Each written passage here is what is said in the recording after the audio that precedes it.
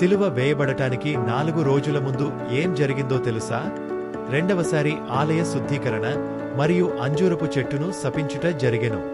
మత్తయి 21:12, 13 మరియు మార్కు 11, 15, 16, 17లో యేసు ఆలయమును ఎలా శుద్ధీకరించెనో, డబ్బును మార్చువారి బల్లలను పడద్రోసి సామాగ్రిని అమ్మువారిని ఎలా పారద్రోలినాడో ఈ వాక్య భాగాలలో వివరించబడెను.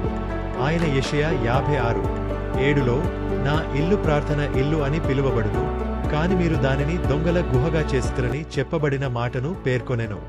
ఇక ముందు వచనములలో యేసు ఆకలిగొని అంజూరపు చెట్టును చూడగా దానిలో ఒక్క పండు కూడా లేనందున ఆ చెట్టును శపించెను. మరుసటి దినమున శిష్యులు ఆ అంజూరపు చెట్టు ఎండిపోయి చనిపోయెనని చూచిరి.